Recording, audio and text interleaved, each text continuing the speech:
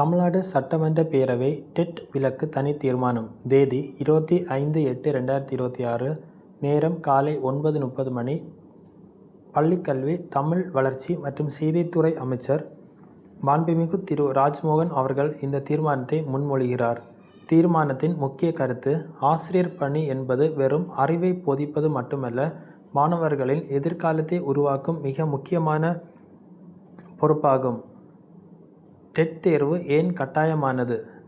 தேசிய ஆசிரியர் கல்விக் குழுமம் NCTE 23/8/2010 அன்று வெளியிட்ட அறிவிக்கையின்படி, இடைநிலை ஆசிரியர் மற்றும் பட்டதாரி ஆசிரியர் பணியிடங்களில் நியமனம் பெறுவதற்கான தகுதிகளில் ஆசிரியர் தகுதி தேர்வு டெட் தேர்ச்சி பெறுவது கட்டாயமாக்கப்பட்டது.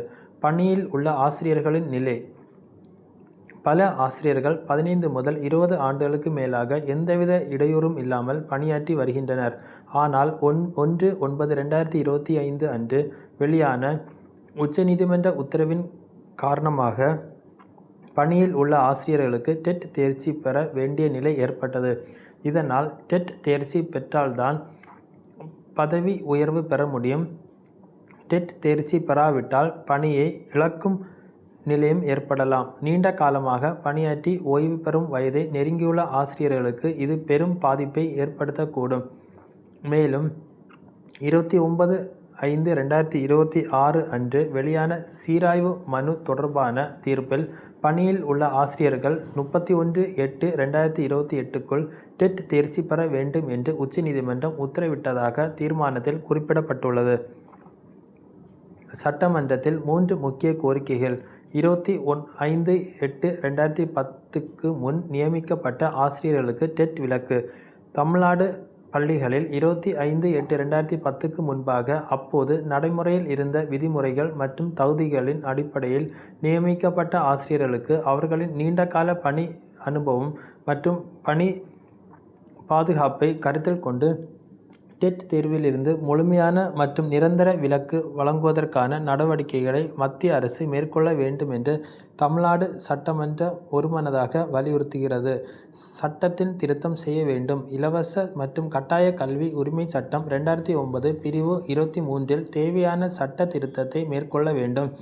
அதன் மூலம் 25/8/2010க்கு முன் நியமிக்கப்பட்ட ஆசிரியர்களுக்கு டெட் விலக்கு வழங்குதல், NCTE மூலம் தெளிவான மற்றும் ஒருமித்த அதிகாரப்பூர்வ அறிவுறுத்தல் சுற்றறிக்கை வெளியிடுதல் ஆகிய நடவடிக்கைகளை மத்திய அரசு உடனடியாக மேற்கொள்ள வேண்டும் என்று சட்டமன்றம் வலியுறுத்துகிறது.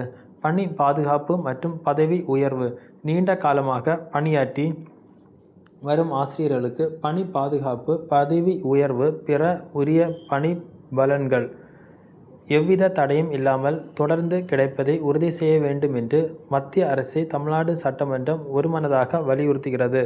சுருக்கமாக பார்த்தீங்கன்னா, 25/8/2010க்கு முன்பு நியமிக்கப்பட்ட தமிழ்நாடு ஆசிரியர்களுக்கு டெட் இருந்து முழுமையான நிரந்தர விலக்கு வழங்க வேண்டும் என்பதே இந்த தனி தீர்மானத்தின் முக்கிய கோரிக்கையாகும். அதாவது 25/8/2010க்கு முன்பு நியமிக்கப்பட்ட ஆசிரியர்கள்.